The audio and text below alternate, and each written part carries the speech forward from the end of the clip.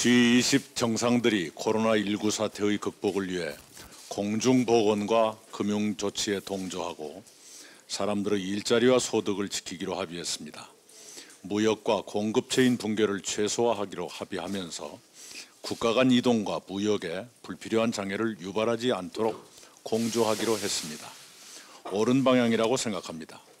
G20 정상의 합의대로 방역, 경제, 무역 등 각 분야의 실무 협의가 신속히 진행돼 코로나19 확산에 따른 방역과 경제의 위기를 하루라도 빨리 극복하도록 국제사회가 강력히 협조하기를 바랍니다. 특히 문재인 대통령의 제안처럼 여러 나라들의 이동 제한 조치 가운데 기업 활동에는 예외를 두어 세계의 경제 위축을 극복하는 데 기여하기를 바랍니다. 국내에서는 전국경제인연합회가 코로나19 극복을 위한 한시적 규제 유예를 제안했습니다. 정부와 더불어민주당이 검토해 합리적 제안은 수용하기를 바랍니다. 세계의 고용위기가 닥쳤습니다. 국제노동기구는 2008년 금융위기만큼 심각해질 수 있다고 경고했습니다. 우리나라에서도 2월의 일시휴직자가 61만 8천 명을 기록했습니다. 1년 전보다 30%가량 늘었습니다. 우리는 고용유지 지원을 대폭 확대했습니다. 그러나 그것으로 충분하지 않습니다. 지원을 더 보강해야겠습니다.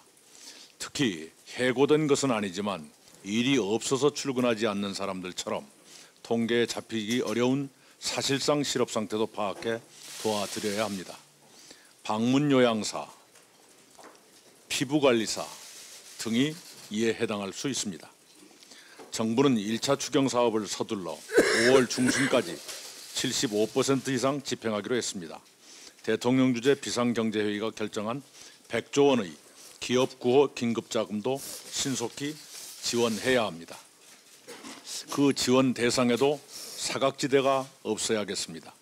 예컨대 숙박 관광업에 가려져 보이지 않을 수 있지만 힐링 산업도 붕괴 위험에 직면했습니다.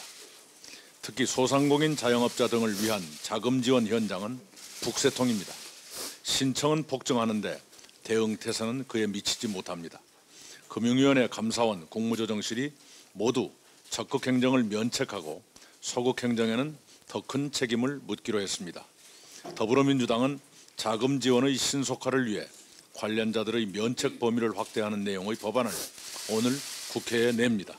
담당 기관과 직원들은 훨씬 더 적극적인 자세로 국민의 고통을 덜어드리는 데 동참해 주시기 바랍니다.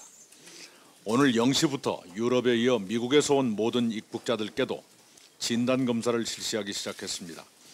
증상에 따라 병원과 치료센터, 자가격리 등의 적절한 조치가 취해집니다.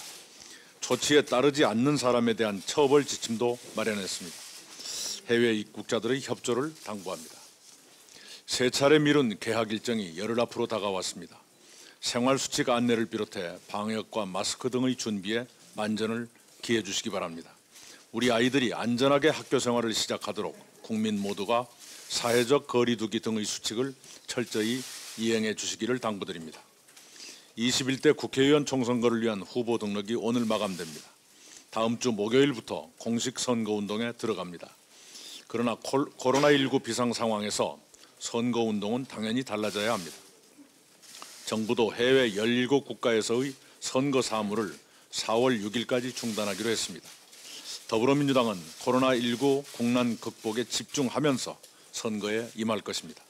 우리 당의 모든 후보들은 국민의 고통을 위로하고 그 고통의 완화를 도우며 선거에 임해 주시기 바랍니다. 이상입니다.